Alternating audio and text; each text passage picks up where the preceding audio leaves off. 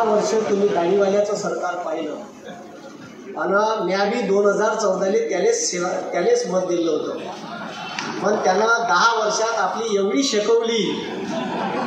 शकवली ते गरम फडकं ताव्यावर असं गोलगोल फिरू शकवली.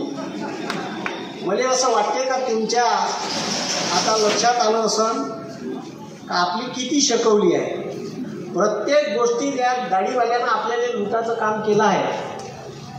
जेव्हा या माया शेतकरी मायबापाचा कापूस निघते तेव्हा हे चोटं ऑस्ट्रेलियाहून कापसाच्या गटाने बोलावते. हे पांढरं दाढीवालं म्हणजे माया बापाच्या कास्तकाराचा हमीभाव हे सरकार डिक्लेअर करते 6,700 रुपये. किती? 6,700. आणि माया बापाचा कापूस चालला 6,000, 6,200. म्हणजे त्या हमीभावात बी चालला नाही. आता हे भिकार चोट आपल्याला 6,000 रुपये देते चोटतं दाढीवालं. वर्षाचे किती? 6,000. आपण नुकसान पहा, ह्या दाढीवाला नुकसान किती करून राहिलं. जर यानं कापसाची निर्यात बंदी उठवली आणि कापूस जर आयात केला नसता तर आज तुमचा कापूस 10,000 रुपये क्विंटल गेला असता. किती हजार रुपये? मी तर जास्त नाही, मला त्याच्या एवढं फेकता येत नाही. ठीक आहे, मी लिमिटेड, मी 12-15 नाही सांगून राहिलो तुम्हाला. मी म्हणून राहिलो का आपला कापूस 10,000 गेला असता. आता तुमच्या भागात कापसाचा एकरी उतारा जास्त आहे, आमच्यापेक्षा जास्त आहे, विदर्भापेक्षा. मी असं समजतो का तुम्हाला एकरी 8च क्विंटल कापूस पिकते. किती? 8. म्हणजे हे चोट्टं एका क्विंटल मागं 4,000चं नुकसान करत आहे आपलं. किती? एका क्विंटल मागं 4. एका एकरात 8 क्विंटल कापूस म्हणजे 8 किती हजार रुपये? 32. हे चोट्टं एकरी 32,000 रुपयाचं नुकसान करून राहिलं. भिकार चोट 6,000 रुपये भीक देऊन राहिलं. म्हणजे तुम्ही समजून घ्या त्याच्या मागचं राजकारण. आणि एवढा अहंकारी आहे. कुठंही फोटो. कोविडचं वॅक्सिन दिलं, त्या वॅक्सिनच्या सर्टिफिकेटवर फोटो. चोट्यानं मार सांगे बहुत हो गई महंगाई की मार अब की बार मोदी सरकार. त्याच्यासोबत एक ते बाई होती, सास भी कभी बहुती वाली होती ना. हे 2013-14 असे कांदे वांगे कोबी अशी गयात झाली. आणि सिलेंडर घेऊन त्या चोट्टीले 430चं सिलेंडर महाग वाटत होतं. 430चं सिलेंडर महाग वाटत होतं दिले. आता सिलेंडर 1130 वर गेलं. हे भिकार चोट 40 रुपये सबसिडी देते. त्याच्यात म्हणतात तूच का साल्याच्या नाही पाहिजे नाही सबसिडी तूच घेणं म्हणा, कुतरणं म्हणा. त्या नड्यात 40 रुपये का भीक देऊन राहिला. 40 रुपये आम्ही वरून देऊ शकतो.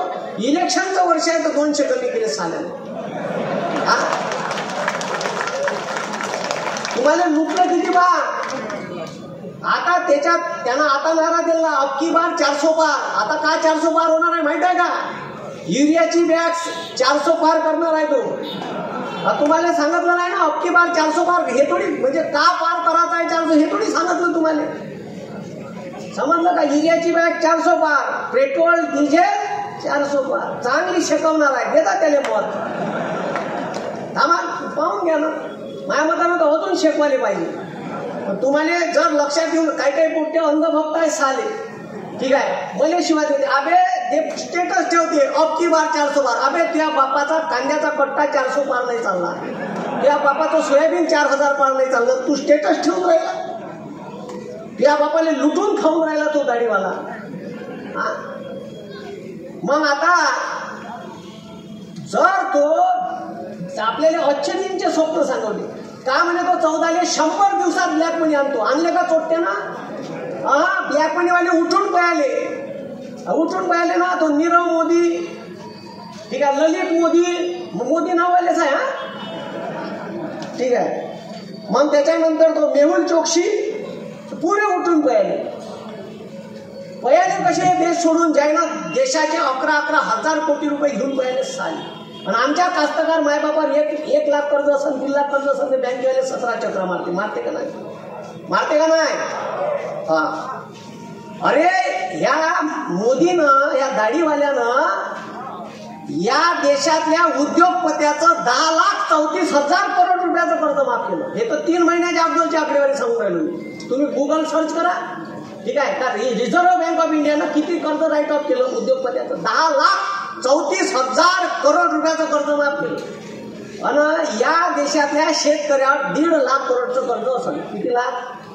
शेतकऱ्याचं 1.5 लाख करोड कर्ज माफ करेल हे चोट्ट पैसे नाही म्हणते, आणि उद्योगपत्याचं कर्ज माफ केलं.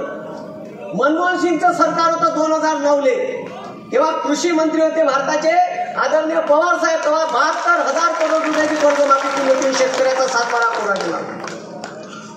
का केलं म्हणते ना काँग्रेसनं. आपले सालेवचे इकून राहिले तुम्ही, ते काँग्रेसनं केलं. आणि हे जे नेते आहे ना, जेवढे बीजेपीचे पिलांटू आहे, हे एवढे कोण्या शाळेत शिकले, कोणाच्या शाळेत शिकले, कोणा बांधल्या त्या शाळा. हा, या नरेंद्र मोदी चंद्रयान उडवताना इस्रोत जाते, झेंडी आलो पाहिलं असं. राहिले सायंटिस्ट बोलायचे, ह्या टिमिक पुढं. ठीक आहे, बरं 29 साल एवढं आहे, 29 एवढं आहे, तिथं चंद्रयान उडवायला गेलं ते यान उतरलं नाही. वर्ल्ड कपची मॅच वानखेडे स्टेडियमवर व्हायला पाहिजे होती. वानखेडे स्टेडियम व्हायला पाहिजे होती. ते मॅच गुजरातने नेली, अहमदाबादने. बरं नौटंकीबाज एवढा आहे, आपल्याला त्याचे दाखवायचे दात वेगळे आणि खाचे दात वेगळे आहे. त्यानं काय केलं माहित आहे का, त्यानं जगातला सगळ्यात मोठा पुतळा उभारला वल्लभभाई पटेलचा. उभारला का नाही?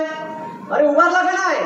आणि इकडं वल्लभभाई पटेलच्या स्टेडियमचं नाव बदलून स्वतःचं नाव लावलं. अरे नाव लिहिल्यावर लावत असते, त्यानं जिवंतपणे लावलेले का नाही, मेल्यावर नाव लावते ना. बरं त्याच्यात फायनल मॅच होती, तिथं मॅच पाहायला गेलो, ती मॅच हारलीच्या माई.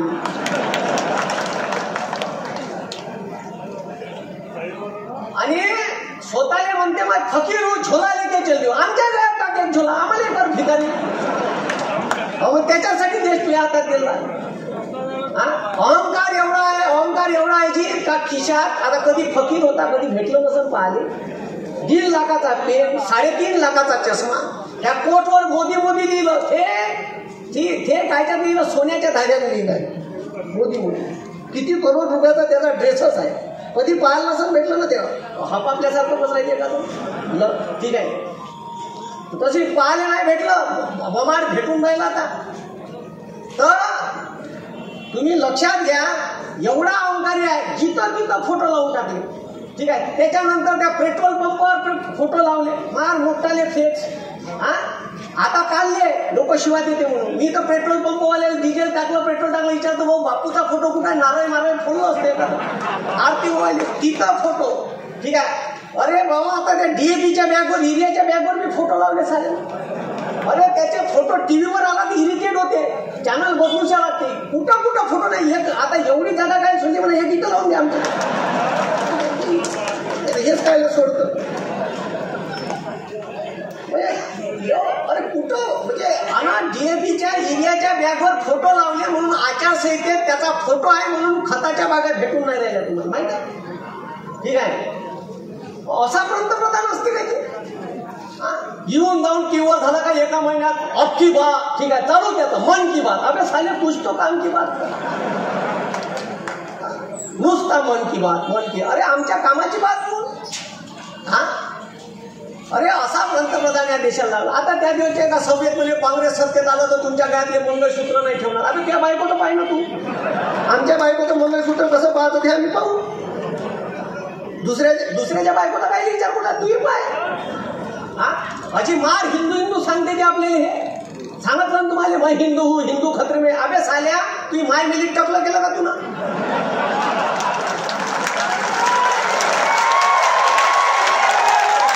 बरोबर आहे ना, तुम्हाला हिंदू सांगून राहिला ना तो, तुम्हाला हिंदू सांगून राहिला ना. मग हिंदू रीतिरिवाजानुसार आई मेल्यावर केशवपन करावं लागते, टकलं करावं लागते. केलं काय ना. हिंदू रीतिरिवाजानुसार घराचा वास्तूक असेल तर नवरा बायको पूजत बसते. भागवत सप्ताह असेल तर यजमान बसवते नवरा बायको. ठीक आहे, प्राण प्रतिष्ठा असेल तर नवरा बायकोच्या हातानं. मी नाही म्हणून राहिलो, चार पीठाचे शंकराचार्य म्हणते का नवरा बायको शिवाय पूजा मान्य नाही. आणि रामाची प्राण प्रतिष्ठा करायची होती, ह्या संख्या एकटाच कॅमेऱ्यासोबत. अरे तू म्हणजे हिंदू धर्माचे रीतिरिवाज ऐकायला तयार नाही. म्हणजे तू हिंदू धर्मापेक्षा मोठा झाला का. म्हणजे आपल्याला जो हिंदू धर्म सांगून आले सब नौटंकी आहे याची, समजलं का. एवढा फेकू आहे, एवढा फेकू आहे, किती फोकणाऱ्यात आणते. आता त्या बांगलादेशमध्ये गेला एक दिवस, म्हणजे बांगलादेशच्या स्वातंत्र्य चळवळीत मी होतो म्हणे. अरे ते वय का, ते काय का तू जन्मला केव्हा? बांगलादेशची स्वातंत्र्य चळवळ झाली तेव्हा तू किती वर्षाचा होता? म्हणजे तुम्ही विचार करा का कमीत कमी असा तर बोल का लोकांना लक्षात नाही आलं पाहिजे.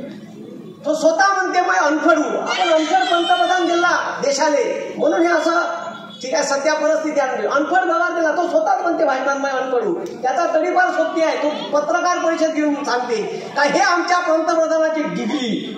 बरं डिग्री कोणा विषयात? डिग्री कोणा विषयात? तर त्याची डिग्री आहे एंटायर पॉलिटिक्स या नावाचा विषयच नाही आहे भारतात. विषयच नाही आहे. अशा विषयात त्या पट्ट्यात डिग्री घेतली आहे. बरं डिग्री 1978ची आणि त्या डिग्रीवर फंड आहे 93चा. म्हणजे तो फंडच जन्माला 93 आला आणि त्याच्यात युनिव्हर्सिटीचं स्पेलिंग चुकीचं आहे. मग तुम्ही विचार करा युनिव्हर्सिटीचं स्पेलिंग चुकीचं. अबे साध्या पाफ्या करतं कमीत कमी लोकायले लोक दिसू दे. बरोबर नाही का? म्हणजे लयच सत्यानाश केला. जी ह्या देशाचा सगळ्याधिक सत्यानाश पूर्ण केला असं त्या दाढीवाल्यानं केला. म्हणजे सर्वसामान्य. आता तुम्हाला सांगतो 2014च्या अगोदर तुम्हाला मिनिमम बॅलन्सचा क्रायटेरिया होता अकाउंटवर. आता तुम्हाला म्हणते अकाउंटवर 1000 रुपये मिनिमम बॅलन्स ठेवा लागेल सेव्हिंग अकाउंटवर. किती रुपये? जर 1000 नसाल तर तुझ्या अकाउंटचे 250चा डल्ला मारते. कितीचा मारते? मग माया बापाच्या अकाउंटवर गोरगरीब आहे जनसामान्य आपण मिनिमम बॅलन्स मेंटेन नाही करू शकत. 10,000 अकाउंटवर राहते माया बापाच्या. माय बिमार पडते तर माया बाप प्रायव्हेट दवाखान्यात भरती करते. 4 दिवस माय भरती करायला राहते. डॉक्टर बिल काढते 5,000 रुपयाचं आणि औषध लिहून देते. माया बाप औषधाला जाते 4,500चं बिल औषधाचं. माया बाप अकाउंट मधून पैसे काढते 9,500. 500 रुपये अकाउंटवर राहते. महिन्याच्या शेवटी मिनिमम बॅलन्स मेंटेन नाही झालं तर साला 250चा डल्ला त्याच्यातून मारते का. आणि दुसऱ्या महिन्यात नाही मेंटेन केलं तर अकाउंट झिरो करते. कवा तर मायनस मध्ये बी नेते. मग तुम्ही टाकले तर गायब होईल. घ्या ना शेकून घ्या ना चांगली. द्या ना त्याले मत. अजून शेकून घ्यायची नसन तर येणाऱ्या 13 तारखेच्या इलेक्शन मध्ये श्रीरामदादा पाटील यांच्या नावासमोरचं तुतारी या चिन्हासमोरचं बटन दाबून जास्तीत जास्त मताने विजय करा. कारण एक इंडिया अलायन्सचा उमेदवार आपल्याला इथं वाढवायचा आहे हे लक्षात ठेवा. आता मी हे अभ्यास करतो म्हणून मला हे जाणवते. म्हणजे या देशात ठीक आहे PM केअर नावाचा एक फंड आणला त्या दाढीवाल्यानं कोरोनाच्या काळात. त्या कोरोनाच्या परिस्थितीतून बाहेर निघण्यासाठी PM केअर फंड. तुम्हाला सांगतो भारताची राज्यघटना का सांगते. इंडियन कॉन्स्टिट्यूशनच्या आर्टिकल 267 कलम 267 म्हणते का या देशावर कोरोनासारखी बिमारी आली, भूकंप आला, युद्ध आलं, पूर आलं, दुष्काळ पडला आणि देश अडचणीत सापडला तर देशाचे पंतप्रधान आवाहन करून भारतातल्या लोकांना आणि एक अकाउंट नंबर देईन भारत सरकारचा आकस्मिक निधीचा. त्याच्यात तुम्ही पैसे टाकायचे. त्या पैशाचं ऑडिट करत असते controller and auditor general of India नावाचा मोठा अधिकारी आहे. त्या तिजोरीत किती पैसे आले आणि कोण्या गोष्टी खर्च झाले याचं ऑडिट होत असते. ह्या चोट्यानं एक प्रायव्हेट फंड उभारला PM केअर फंड. पुन्हा ह्या गाडीवाल्यानं आणि मग भारतातल्या लोकांना माहितीचा अधिकार त्याच्यात टाकला. ह्या हात वरत करते हिशोब देता येत नाही. मग चोटक्या पैसे कुठे गेले? त्याच्यात टाटानं 500 करोड दिले. मोठ्या लोकांना पैसे दिले ठीक आहे आणि बमार पैसे दिले थोडेसे नाही दिले. एवढ्याले पैसे जे दिले तर हे एवढ्याले पैसे आमचे दिले कुठं? म्हणजे तुम्ही सांगा आम्हाला आमच्या पैशाचा हिशोब द्या.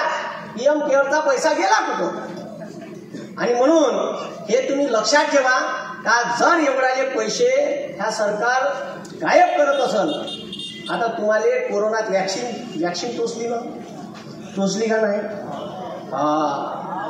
ज्या कंपनीनं तुम्हाला वॅक्सिन टोचली ना ज्या कंपनीची ठीक आहे त्या कंपनीला वॅक्सिनची परवानगी पाहिजे असेल. इंडियन काउन्सिल ऑफ मेडिकल रिसर्चची परवानगी पाहिजे का? मागून पैसे दे इलेक्ट्रॉल बॉन्ड घे चाल. याच्याकडून पैसे घेतले 56 करोड पुन्हा बीजेपीनं आणि त्याला परवानगी दिली. परवानगी दिली तिच्या टेस्टिंग पूर्ण व्हायच्या तुम्हाला ढोसल्या. आणि आता त्यांना सुप्रीम कोर्टात सांगितलं त्या मालकानं कंपनीच्या का ह्या इंजेक्शनमुळे तुम्हाला हार्ट अटॅकचा झटका किंवा ब्रेन हॅमरेज येऊ शकते. काहून आता एकामेकाच्या तोंडावर काही कोण राहिले. मार सेल्फी टाकली होती ना इंजेक्शन घेताना. म्हणजे टेस्टिंग अपूर्ण व्हायचंच होतं तर तुम्हाला इंजेक्शन ढोसलं त्यानं, आणि त्यानं जो फोटो टाकला होता ते इंजेक्शन असंच लावून होतो. त्यानं व्हिडिओ थोडी टाकला का ढोसलं मले. तो लय चत्र आहे. मग तुम्ही समजून घ्या का या देशाला कुठं कुठं ह्या दाढीवाला लुटून राहिला. आता तुम्हाला सांगतो मुक्या अन्याला मोठं करायसाठी यानं का केलं तर एक अन्याची कंपनी आहे जिओ. BSNLचं ढोपर बंद केलं आणि तिच्या कर्मचाऱ्याला जबरदस्तीनं रिटायरमेंट घ्यायला लावली. काहून तर मुक्याची कंपनी लॉन्च करायची होती. मुक्या आल्या मार्केटला जिओ घेऊन सोपती त्याचा मुक्या दुसरा अन्या, आणि त्याची कंपनी मोठी करायची होती. तर BSNLचं ढोपर बंद केलं आणि जिओ लॉन्च केली. आणि जिओनं तुम्हाला फुकट सिम दिले पहिले, फुकट वापरा. 2 GB डाटा अनलिमिटेड कॉलिंग. पोट्यानं घेतले जुने एअरटेल वोडाफोन आयडियाचे सिम फेकून दिले. आणि तंबाखाची सवय कशी लावते ठीक आहे, खऱ्याची सवय थोडसा गेला 2 खांड पुसून घे बघ तशी लावली. आणि 6 महिने गेले झोपताना म्हणते 199 म्हणलं ना. मग तिथून 6 महिने गेले 399 म्हणलं का नाही. मग तिथून समोर गेलं 599. आता 6 महिन्याच्या अंतर गेले 719. घ्या ना शेकून टाका जिओचं रिचार्ज. आता तर मोदी त्याच्यापेक्षा भयंकर करणार आहे. तुमच्या घरी त्याच्यात बी त्याचा ते जे रिचार्ज आहे त्याचे 3 महिने 84 दिवसाचे आहे. किती दिवसाचे. त्याच्यात बी साल्यानं 7 दिवसाचा डल्ला मारला. म्हणजे त्या मुक्याच्या पोट्याला जेव्हा पोट्टो होईल नातू होईल तर ते 8व्याच महिन्यात पैदा होईल. कारण त्याचे 3 महिने हे 84 दिवसाचे आहे. समजलं का तुम्हाला. कारण त्याचे 3 महिने 90 दिवसाचे नाही आहे. म्हणजे तुम्हाला तिथं बी नाडवत आहे तो. म्हणजे पहा ना कुठं कुठं ह्या लुटून राहिला. आता तुमच्या घरी एक इलेक्ट्रिकचं मीटर येणार आहे, प्रीपेड मीटर. पैसे भरले तरच लाईन चालू, पैसे खतम झाले लाईन बंद. घ्या ना शेकून. घ्या मत मोदीले, घ्या शेकून. फोटो असं त्यानं पुण्या कोर्टात न्यायचा आहे मला खिचा मी जिवंत आहे इथं. ठीक आहे. ह्या भारताचा पंतप्रधान नाही आहे. ह्या पंतप्रधान गुजरातचा आहे. कुठचा आहे. हा गुजरातचा पंतप्रधान आहे, भारताचा पंतप्रधान नाही. त्याने महाराष्ट्राशी बाकी राज्याशी काही लेणं देणं नाही. यानं महाराष्ट्रातला मोठा प्रोजेक्ट सेमीकंडक्टरचा वेदांता फॉक्सकॉनचा मोठा प्रोजेक्ट 1,76,000 करोड रुपयाची गुंतवणूक महाराष्ट्रात होणार होती. चोट्यान कुठे नेला गुजरात. टाटा एअरबसचा प्रोजेक्ट नेला, महानंदा डेअरी नेली, लय प्रोजेक्ट नेले. लिस्टच आहे त्याची. एवढे उपद्व्यापी एवढे यानं उपद्व्यापी धंदे केले आहे का म्हणजे मायापाशी तर पुरा लिस्टच आहे. मला जर म्हणलं का मोदीवर पुस्तक लिहिली तुम्ही 4 पुस्तकं लिहू शकतो याच्यावर. अशी लयच खतरनाक आहे ना. आणि जे आहे ते सत्य आहे, याच्यात काही खोटं नाही आहे. जे तुम्हाला सांगू ऑन रेकॉर्ड नाही तर माझ्या उरावर यानं ईडी टाकली असती. मी तर वाटच पाहून राहिलो एवढ्या मोदीच्या विरोधात बोलतो का एखादी ईडीची धाड माझ्या उरावर पडा. माझ्या घरावर धाड पडली तर त्याला सापडा एखादी फाटकी भोकाडवाली चड्डी. मी वाट पाहून राहिलो पाहिजे एखादी ईडीची धाड माझ्या उरावर आहे का नाही. साले टाकत नाही. आता त्या आमच्या गडचिरोलीमध्ये हत्ती होती. हत्ती तर ते मुक्याचं पोट आहे का नाही घेतलं. त्याचं आता लग्न झालं. त्या पोट्याला हत्ती पसंत आले तर इथून हत्ती नेले. त्या संभाजीनगरचे वाघ नेले तिथं गुजरात. काही ठोकाव कारभार. बरं चिता टांझानियाचे चित्ते आणले इथं. हा कोणता कारभार होतो. कारभार तिथे जगते नाही जगत. ठीक आहे. ते चिते आणले, ते चिते बी अर्धी केले आणि पैसे देऊन आणले. काय थोड्याशा पैशात नाही आणले. फुकट दिले का टांझानियाला नाही, पैसे मोजले. ह्या अमेरिकेत जाते. अमेरिकेत जाऊन का सांगते माहिती आहे का मी फेकते किती त्या मागं वर्ल्ड इकॉनॉमिक फोरमच्या बैठकीत गेलो होते. त्या बैठकीत सांगते का म्या भारतातलं एकही गाव असं नाही ठेवलं का जिथं लाईन नाही पोहोचली. भारत पूर्ण म्या ठीक आहे बिजली मुक्त केला. म्हणजे इकडं का नाही ते इथून जाताना पंतप्रधान द्रौपदी मुर्मू यांचं नाव डिक्लेअर केलं होतं राष्ट्रपती पदासाठी. ठीक आहे, द्रौपदी मुर्मूचं या पंतप्रधानानं. आणि तिथं गेलं, तिथं काय म्हणते वंदे भारत बिजली मुक्त असं त्यांना तिथं सांगितलं. आणि द्रौपदी मुर्मूच्या गावातच लाईन होती. आणि जगातल्या मीडियानं उचलला पॉईंट. जशी न्यूज व्हायरल झाली तर मग साल्या 2 दिवसात इलेक्ट्रिसिटी टाकली. सांगा मग किती फोकणाऱ्या म्हणा. द्रौपदी मुर्मू राष्ट्रपती ज्या गावातून आली तिच्या गावात लाईन नाही. ह्या जगात फोकणाऱ्यात आणून राहिला. ह्या अमेरिकेत गेलं तिथं सांगते का 8 दिवसात एक युनिव्हर्सिटी पैदा. युट्यूबवर भाषण आहे त्याचं पाहून घ्या. 8 दिवसात एक युनिव्हर्सिटी पैदा करतो. मग आता एका वर्षात किती हप्ते येते माहिती आहे? एका वर्षात हप्ते येते 52. किती हप्ते येते? 52. 10 वर्षात किती हप्ते झाले? 520. मग चोट्या दाखव तू 520 युनिव्हर्सिटी कुठं पैदा केल्या. आणि त्याच्यात एक पुन्हा गोष्ट फेकली नाही. IIT IIM बनवलं म्हणजे. आणि हे मी एका महिन्यात एक IIT IIM तयार करून राहिलो. मग 12 महिन्यात 12, 10 वर्षात किती झाले? 120. याने म्हणाव का 10 दाखव 10. 120 सोड किती दाखव? 10 वर्षात 10 IIT IIM उभे केले का सांग. डिक्लेअर केले, त्याच्यातले 3 तयार झाले, बाकीचे गायब आहे. म्हणजे निव्वळ ठोकणाऱ्या तानाचं काम हे पंतप्रधान करते. आणि तुम्हाला सांगतो आमच्या कास्तकार मी कास्तकार आहे, ज्याची जयते त्याला कळते. जयते म्हणून बोलतो. अरे माझ्या बाप आहे एका दाण्याचे 1000 दाणे करणार. ठीक आहे, सालेव म्हणा इंटरनेटवरून भाकर नाही डाउनलोड करतायत. या कास्तकारांना उगवणं बंद केलं तर गोटे खाला जाईल. बरोबर नाही का? आता पुन्हा खताचे भाव 200 रुपयानं वाढवले. या ना शेकून म्हणजे अजून सत्य द्यायचाच आहे. 200 वाढले प्रत्येक खताचे भाव 200 ना. आणि आता इथं तोंडावर हंगाम आहे. डिझेलचे भाव 52 रुपये होते जेव्हा पुरे दिन होते. पेट्रोल 67 होतं. 116 नेलं. तोट्याने इलेक्शनचं वर्ष आहे म्हणून 8 कमी केले. डिझेल 52 रुपये होतं 93 रुपयानं नेलं. जा बरं ट्रॅक्टर सांगायला नागरटीचा. तुमच्या इकडे का भाव आहे नागरटी अकरानं?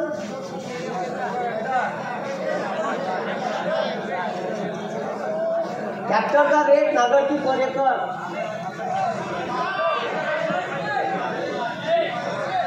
1500. 2 फाया 2 फाई 2000. 2000 रुपये रेट आहे म्हणते नागरटीचे 2 फायाचे. त्याला विचारा 14चे भाव किती रेट होते? 1000 रुपये होते. आता काय झाले? 2. ट्रॅक्टरवाले विचारा काऊन रेट वाढवले? थोडं एकच कारण देते, डिझेल वाढलं. का वाढलं? माझ्या बापानं वाढवलं. माझ्या बापानं वाढवलं का तुमच्या बापानं वाढवलं? त्या गाडीवाल्यानं वाढवलं. कोण वाढवलं? एवढा टॅक्स हक्काडून राहिला. जागोजागी टॅक्स. तुम्ही ATM मधून पैसे काढायला जा. 5 वेळा ATM मधून पैसे काढले, 6व्यांदा काढले का 30 रुपये गायब करते. किती रुपये? 30 रुपये गायब तुमच्या अकाउंट मधले. त्याच्यानंतर माया बाप तुरी निघाल्या का APMCत नेते, इकून येते. माई जातानी. आता पहिले कसं होतं का माई तुरीची तुरी भिजू घाले टाक्यात, त्या वायू घाले आणि जात्यावर भरली त्याची दाय बनली. आता ते प्रकारच बंद झाला. फोनवर विषय संपला त्याचा. माय सांगते का कट्टे घेऊन येतात 2 वर्षभराची सोय. आणि येताना सांगते का 3 तांब्याचे कट्टे आणला HMTचे. आणि माय निळ्या रंगाच्या ड्रामात भरून ठेवल्या प्रत्येकाच्या घरी वर्षभराची सोय ठेवली आहे का नाही? हे मध्यमवर्गीय लोक आपल्यासारखे लोक वर्षभराची सोय लावून ठेवते. ह्या चोट्यानं त्या 30 किलोच्या कट्ट्यावर 5% GST लावला. घ्या ना मग. कोण घेते 30 किलोचा कट्टा? आपण घेतो सर्वसामान्य माणसं. हे बी नाही सोडलं. अरे गांधीजीनं मिठा टॅक्स लावण्याचं आंदोलन केलं होतं. त्यानं साल्यानं आपलं खातं अन्नधान्य बी नाही सोडलं. एज्युकेशनवर 18% GST लावला शिक्षणात. आता हे इथं हे जे सरकार आहे तिघाडी मी पुन्हा येईन वालं यानं आता भरती घेतली. त्या भरतीमध्ये मी किती वेळा रिक्वेस्ट केली काय हे 1000 रुपये फी आहे. एका पोराने नाही परवडत. एक पोरगा 4-4 परीक्षा देऊ शकते. नाही आहे त्याच्यापाशी 8-8 पैसे देऊ शकते. कुठून आणून ॲट अ टाइम 8-8 हजार रुपये? त्यासाठी रूमचे पैसे द्यायला पैसे नाही राहत. या भारतात 1000 रुपयात या भारतात 100 रुपयात कलेक्टर होते आणि तलाठी वाचा सध्या 1000 रुपये फी आहे. मग तलाठी 1000 आणि कलेक्टर 100 रुपये. सांगा उपरव्याटी धंदे द्यायची. अशी व्यवस्था तयार केली. त्याच्यानंतर आपण या बयाड पंतप्रधान निवडून दिला. यानं एक योजना आणली अग्निवीर. शेतकऱ्याचं, गोरगरिबाचं, कष्टकऱ्याचं, रिक्षेवाल्याचं, ॲटोवाल्याचं पोरग इंडियन आर्मीची तयारी करते आणि आपलं पोरग हे इंडियन आर्मीची तयारी करते. आता या अग्निवीर भरतीत काय माहित आहे का? तुमचा पोरगा जर शहीद झाला अग्निवीर मध्ये लागून तर तो तिरंग्यात लिपटून येणार नाही. त्याला तुमच्या गावात मानवंदना भेटणार नाही. शहीदाची जे काही प्रोटोकॉल असते ते भेटणार नाही. त्याला कॅन्टीनची सुविधा भेटणार नाही. त्याला पेन्शन भेटणार नाही. समजलं का? तुम्ही विचार करा. हे नाही भेटणार त्याला. तुमचं पोरग 19व्या वर्षी लागाल आणि 4 वर्षांना 23व्या वर्षी रिटायर्ड होईल. लग्नाच्या वयात रिटायर करणारा एकमेव पंतप्रधान आहे. अरे तो पोट्टा 23व्या वर्षी रिटायर्ड होईल ना जी. बेरोजगार आणि त्या लग्नाचं वय नाही. त्याचा बाप म्हणा रिटायर झाल्यावर पोरगी पाहायला जा चाल आणि नेलं पोरगी पाहिले तर पोरीचा बाप त्याला उभा ठेवून का डाटण्यात का सांगून पोरीचा बाप he is my son, he is a retired एक सर्व्हिसमॅन. पोटीचा बाप त्याला ढोंगाला लागतो आणि उभा ठेवून का? अरे देशाच्या संरक्षणासाठी पैसे नाही म्हणते. अरे ते 44 जवान पुलवामा मध्ये शहीद झाले माहित आहे तुम्हाला. 19ले इलेक्शनच्या अगोदर बरोबर एक हल्ला नाही झाला. तो बरोबर इलेक्शनच्या अगोदर हल्ला झाला. कुठं? पुलवामा. अरे माझ्या देशाचे 44 जवान शहीद झाले. मला उत्तर पाहिजे या सरकारकडून का तुम्ही एकही ते 250 किलो IDX नॅशनल हायवेवर 10,000 CRPFचे जवान असताना आलो कुठून? तुम्ही काऊन चौकशी समिती नाही नेमली त्यासाठी? म्हणजे फुकट आहे का या देशातल्या जवानाचा जीव? कुठं गेले? काऊन चौकशी नाही नेमली? कुठून आला IDX? कमिटी काऊन नाही नेमली तुम्ही? त्याच्यानंतर 3 महिन्यानं पुलवामाचा जो DYSP होता त्याचं नाव आहे देवेंद्र सिंग. गुगलवर सर्च करता पुलवामा आणि देवेंद्र सिंग तुम्हाला फोटो सहित. DYSP होता तो आतंकवाद्यासोबत AK-47 आणि रॉकेट लॉन्चर सहित सापडला. त्याची केस एका दिवसात गायब केली. बातमी दाखवली नाही न्यूज चॅनलवर. कारण हे न्यूज चॅनल बी इकत येऊन खाल्ले आहे. समजलं का? लश्कर भी तुम्हारा है, सरदार भी तुम्हारा है. लश्कर भी तुम्हारा है, सरदार भी तुम्हारा है. तुम झूठ को सच लिख दो और मार भी तुम्हारा है. कोण खाल्ले? म्हणून कोणी बोलायला नाही पाहत नाही. कोणीच बोलायला नाही पाहत. सगळे लोक घेऊन आहे. नेते बिते तर सब नाही बा. ईडीची धाड गिराली काय नोटीस आलं बोला. आपल्या घरी काय 10 एकर वावर किराणा दुकान क्लास आहे का घ्यायचा आहे हे साल्या. आणि जेलमध्ये गोरगरिबाच्या ठीक आहे हक्कासाठी लढलो. जेलमध्ये गेलो का प्रॉब्लेम आहे म्हणून टाकलं साले. म्हणजे तुम्ही जोपर्यंत डरपोक आहे तोपर्यंत तो तुमचं तोंड दाबाचा प्रयत्न करतो. मग हे तुमच्या गावात मला लई लोकांना सांगून रेल्वेचा थांबा नाही, पाणी नाही तर तुम्ही बोलत नाही म्हणून नाही. माझा पण प्रॉब्लेम आहे. कोणाचा प्रॉब्लेम आहे? मग तुम्ही शकून घ्या. तुम्ही व्हा ना आमदार खासदाराला आडवं. आमदार खासदाराला आडवं असा कसं नाही देत. तुम्ही आडवे नाही झाले का तसे कोण करत? एका दिवसात नाही होत. त्याला परसाकडं नाही झाली पाहिजे त्याला. ठीक आहे. विषय असा आहे का परसाकडं नाही झाली पाहिजे. त्या आमदार खासदारांनी निवडून दिलं. तुम्ही थोडं सांगते त्याच्या जाहीरनाम्यात हे ठेवाचा 5 वर्ष त्याला दाखवाचा. प्रॉब्लेम तुमचा आहे. भारताचं संविधान सांगते का तुम्ही बोला. ठीक आहे. जगद्गुरु तुकाराम महाराज म्हणते पुत्र असावा ऐसा गुंडा ज्याचा तिन्ही लोकी झंडा. गुंडा म्हणजे काही मर्डर हाफ मर्डर करणारा नाही. व्यवस्थेच्या विरोधात आवाज उचलणारा पाहिजे. नाही तर मग मला जिल्हा परिषद भेटणार नाही. मी कायले बोललो. मला पंचायत समिती भेटणार नाही. बंद करा ढोबळधंदे. म्हणून मी तुम्हाला सांगून राहिलो आणि समजून घ्या. आणि म्हणते मनमोहन सिंग मुका होता का केलं? अबे मनमोहन सिंग हुशार होता. देशाची इकॉनॉमी वरत नेली. त्यासारखा नव्हता बयाड बोंग्या. समजलं का? त्या कॅम्ब्रिज युनिव्हर्सिटीचा गोल्ड मेडलिस्ट स्टुडंट आहे आणि आजही भारतातलं पोट्टो कॅम्ब्रिजमध्ये जेव्हा ठीक आहे MA इकॉनॉमिक्सची डिग्री करायला जाते तर त्याच्या स्कॉलरशिप देते कॅम्ब्रिज युनिव्हर्सिटी. त्या स्कॉलरशिपचं नाव आहे डॉक्टर मनमोहन सिंग स्कॉलरशिप योजना. नरेंद्र मोदी नाही आहे. समजलं का? मनमोहन सिंगाच्या नावानं स्कॉलरशिप आहे. एवढा ब्रिलियंट स्टुडंट होता आणि हे त्याला मुका म्हणे. ठीक आहे, यानं कोणाकोणाने का नाही म्हणलं? समजलं का? मी बी नाव ठेवलं. ठीक आहे, यायलाच नाव ठेवायचे का? म्हणून हे तुमच्या इथे जे प्रश्न आहे रेल्वेचा थांबा जागी, हे लोकलचे प्रश्न आहे. या खासदारानं तिकडं विचारायला पाहिजे. कुठं? लोकसभेत. महाराष्ट्र शासनाचा विषय आहे. तुमच्या इथं पाणी नाही येत म्हणते 10-10 दिवस. इथंच टाकी आहे 22-23 किलोमीटर. पाईपलाईन टाकायला पाहिजे, त्यासाठी फंड मंजूर करायला पाहिजे. ठीक आहे, हे तुम्ही मागणी लावून जरा आज बसा जाऊन आमदार खासदाराच्या गुरा असा कसा नाही देत. ठीक आहे, देते तो बरोबर. तुम्ही बोलत नाही म्हणून प्रॉब्लेम आहे. ठीक आहे, तुमच्या इथं आता डाळिंबाच्या बागा, ठीक आहे, त्याच्यानंतर केळीच्या बागाचा या भाग आहे. इथं हे फळबाग योजना या राज्यात लागू कोणा केली असं तर ते केली आदरणीय पवार साहेब. आणि ड्रीप इरिगेशन म्हणजे ड्रीप वर सबसिडी, स्प्रिंकलरवर सबसिडी हे पवार साहेबांनी सुरू केली का शेतकरी सदन झाला पाहिजे. बरं, आता या तोट्यानं काय केलं? पहिले सबसिडीचे पैसे सरकार तिकडून पाठवे डायरेक्ट कुणाच्या अकाउंटवर? शेतकऱ्याचं नाही पाठवे, त्या व्यापाऱ्याच्याच पाठवे, दुकानदाराच्या.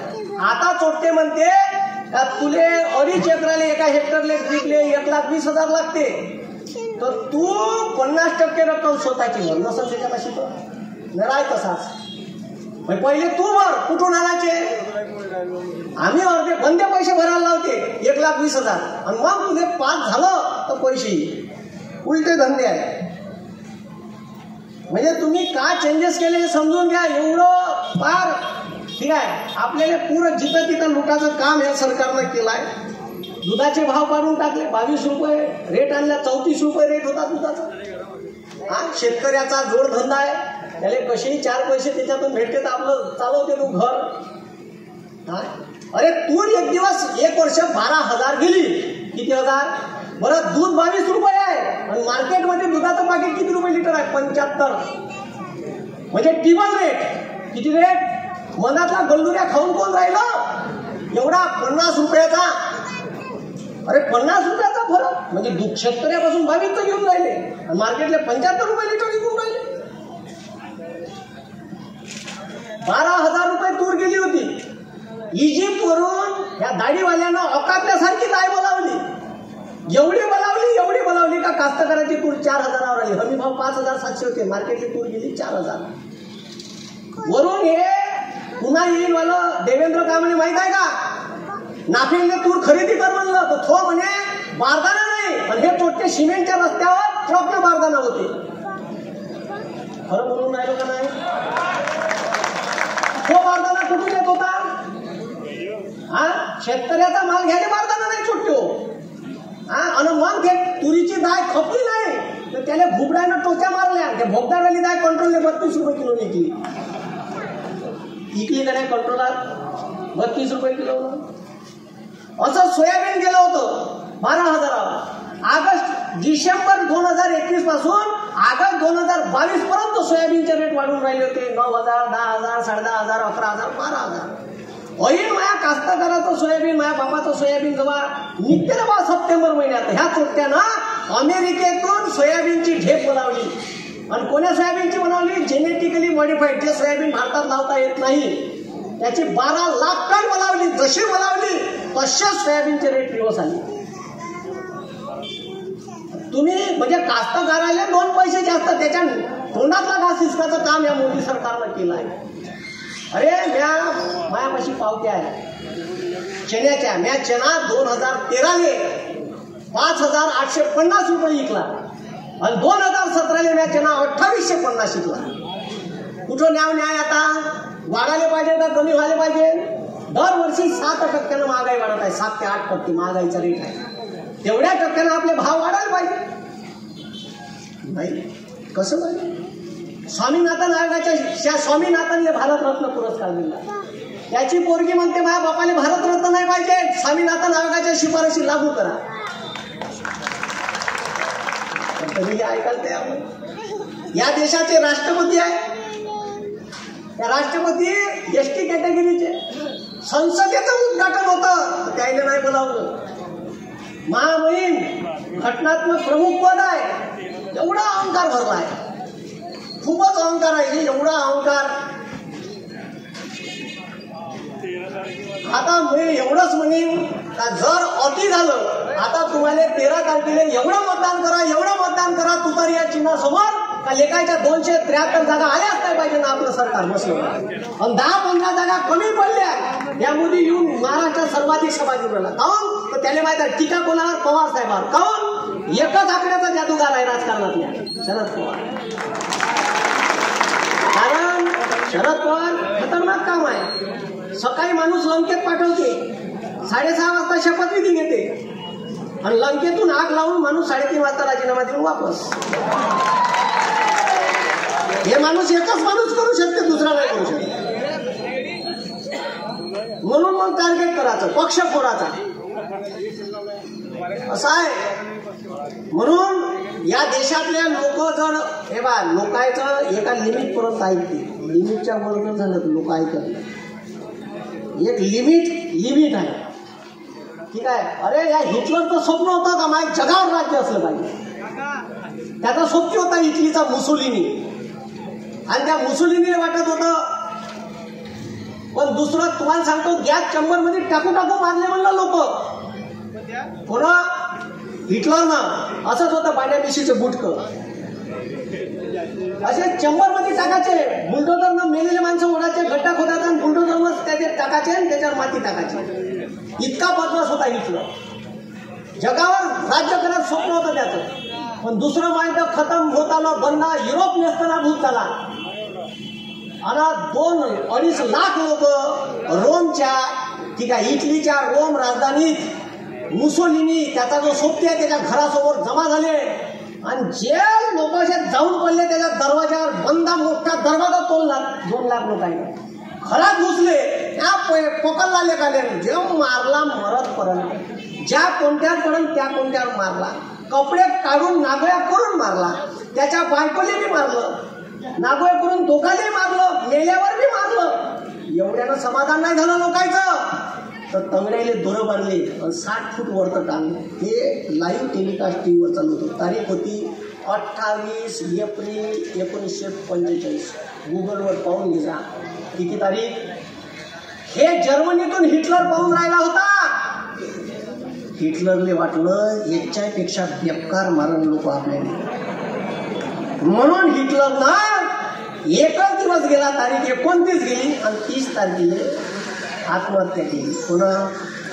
कोण हे कायच्यासाठी सांगत नाही का माझ्या देशात असं काही होऊ नये एवढीच अपेक्षा मी करतो, ठीक आहे. कारण माझ्या देशातले लोक चांगले आहेत, अशी वेळ माझ्या देशावर येणारच नाही, ठीक आहे. म्हणून या देशात या शेतकरी विरोधी 3 कायदे केले. ते पंजाबचे शेतकरी म्हणून उरून पुरले. 1 वर्ष आंदोलन केलं. अरे पाकिस्तानच्या बॉर्डरवर एवढे बॅरिकेड्स लावले. अश्रुधुराच्या कांड्या, रबराच्या गोळ्या, ह्या अशा सह्या का लावल्या, अनुसूचिता लावल्या नाही. पाहिलं तुम्ही. आता निवडणुकीच्या अगोदर मी हमी भावासाठी आंदोलन केलं. एक पोरग 21 वर्षाचा जवान पोरग मानवली, रबराची गोळी लागली तर मेलं. 700 शेतकरी त्या आंदोलनात शहीद झाले. किती? त्या शेतकऱ्याचा बदला घ्यायचा या निवडणुकीत आपल्याला, याची अवकाश दाखवायची. आणि मी म्हणतो पंजाबच्या शेतकऱ्यासोबत पंगा काय घ्या. ह्या पंजाबमध्ये जात होतं मग तर 56 शिना सांगते आणि उडान पुलान फाटे तर वापस येते. हे बुलेट प्रूफ गाडी घेऊन असून 300 कोटीची बुलेट प्रूफ गाडी आहे, का बंदुकीची गोळी नाही जात, एवढं फाटू आहे. सांगते का 56 शिना. म्हणून लक्षात घ्या या देशाचं वाटोळ कोण केलं असं या गाडीवाल्याला. शेतकऱ्याचं नाही, बेरोजगाराचं नाही, साप कोट्याच्या रस्त्यावर आणलं. लग्न कोटी हिंदू नाही या देशातले. कोकेन ब्राऊन शुगर त्या अदानीच्या त्या याच्यावर सापडते त्या कोर्टवर, त्याची न्यूज गायब करून टाकते, ठीक आहे. 21,000 करोड रुपयाचं कोकेन सापडलं होतं त्याच्या एअरपोर्टवर, आपल्या पोर्टवर. त्या मुंद्रा नावाचा पोर्ट विकत घेतलाय गुजरातला, तिथं न्यूजच गायब केली टाकली. आपले पोट्टे नशेच्या आहारी लावून टाकायचे. राम मंदिराचं उद्घाटन केलं आणि 2 दिवसाअगोदर मिनिस्ट्री ऑफ एज्युकेशनने GR काढला का 10वी पर्यंतच्या ट्युशन बंद. म्हणजे आपल्या इकडे रामाचं उद्घाटन दाखवायचं आणि आपल्या पोट्ट्याचं शिक्षण हिसकावून घ्यायचं. इतकं बदमाश आहे. फोटो असेल तर पाहून घ्या. म्हणजे शाळा बरोबर नाही आणि 10वीच्या ट्युशन. आपले पोट्टे लग्न हिंडले पाहिजे, आपले पोट्टे बदमाश झाले पाहिजे, शिकले नाही पाहिजे, असा प्लॅन या सरकारचा आहे. म्हणून आपल्या सर्वसामान्य कष्टकऱ्याला न्याय भेटला पाहिजे, या देशाचं संविधान वाचलं पाहिजे. ठीक आहे, याच्यासाठी आपल्याला ही निवडणूक महत्वाची आहे. येणाऱ्या निवडणुकीत ठीक आहे श्रीरामदादा पाटील यांना भरपूर मतानं विजयी करा. ठीक आहे, आणि जास्तीत जास्त लोकांनी जबाबदारी घ्या. आम्ही 50-50 मतदान आणून टाकीन, कारण या देशावर सध्या वेळ आली आहे. ठीक आहे, मी 500-600 किलोमीटरवरून तुमच्यापर्यंत आलो.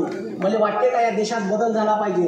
बेरोजगार पोट्ट्याले त्याचं भविष्य भेटलं पाहिजे, त्याला रोजगार भेटला पाहिजे, शेतकऱ्याला शेतमालाचा भाव भेटला पाहिजे. ठीक आहे, आशा ठेवून आलो इंडिया अलायन्स करून.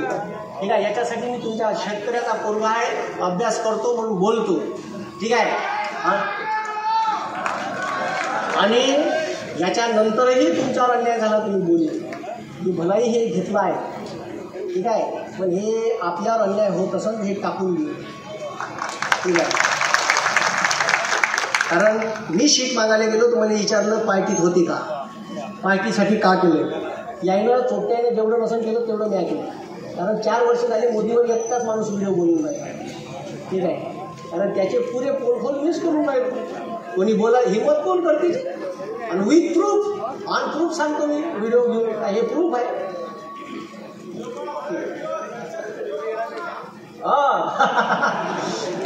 माल इतकाच आहे का तुफान आहे. तर असो. ठीक आहे, येणारी निवडणूक तुमच्यासाठी आहे. आवाज देतो मी, आवाज आरपार गेला पाहिजे गाडीवाल्यापर्यंत. छत्रपती शिवाजी महाराज की.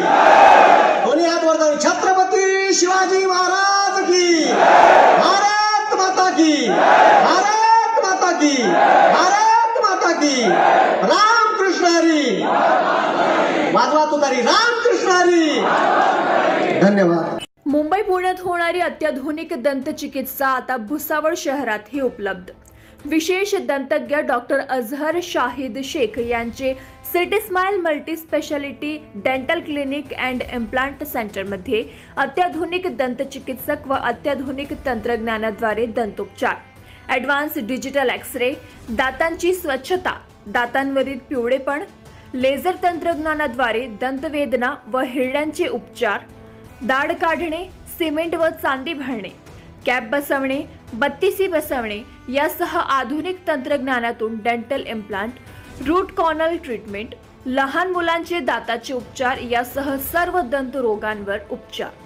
आजच संपर्क साधा. City smiley multi speciality dental clinic and implant centre, रजा टॉवर जवळ, BCN केबल नेटवर्कच्या बाजूला, भुसावळ. वेळ सकाळी 9 ते रात्री 9 वाजेपर्यंत. संपर्क 80 10 70 63 19 77 98 47 76.